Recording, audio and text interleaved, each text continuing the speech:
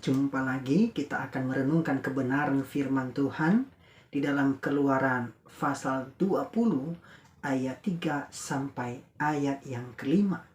Saya membaca ayat yang kelima firman Tuhan.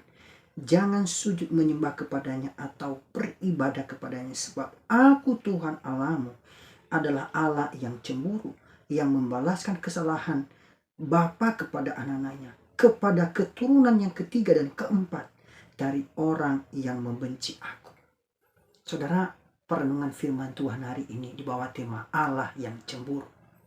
Saudara, ada banyak alasan seseorang menjadi cemburu. Biasanya kecemburuan itu muncul karena adanya perasaan cinta yang tidak ingin dibagi. Anak bisa cemburu pada saudaranya, suami atau istri cemburu pada pasangannya jika berbagi kasih dengan orang lain.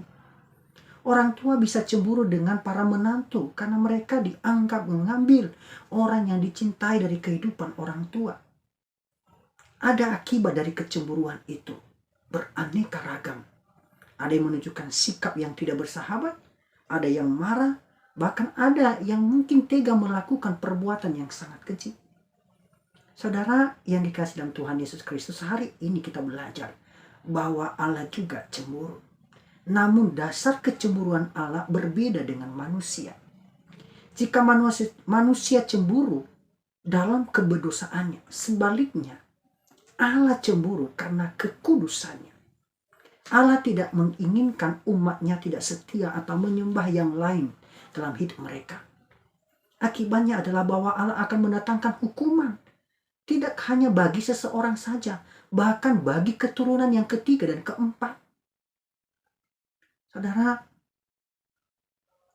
tentu di dalam kehidupan kita sebagai orang yang percaya, ketidaksetiaan dalam hidup di dalam kekudusan kepada Tuhan mengakibatkan murka. Saudara, kita belajar dari kisah Salomo yang ternyata tidak selamanya dia setia kepada Tuhan. Mengapa?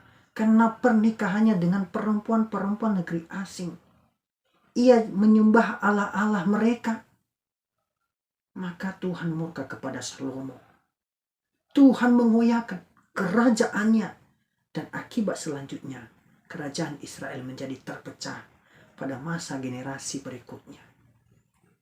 Saudara yang dikasihi dalam Tuhan Yesus Kristus, apa yang dilakukan oleh orang tua pada masa lalu atau masa kini akan membawa dampak bagi masa depan generasi atau keturunannya. Oleh sebab itu, sebagai orang tua harus bersikap bijaksana dengan tindakan-tindakannya.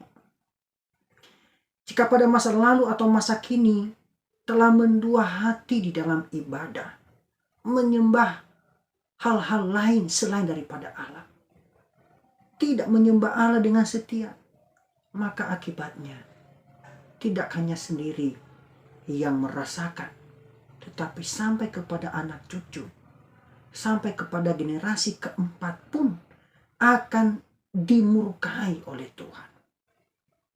Betapa berbahayanya kehidupan mereka. Maka marilah kita menyenangkan Tuhan dengan setia kepadanya. Biarlah firman Tuhan ini menjadi berkat bagi Bapak Ibu. Tuhan memberkati. Amin.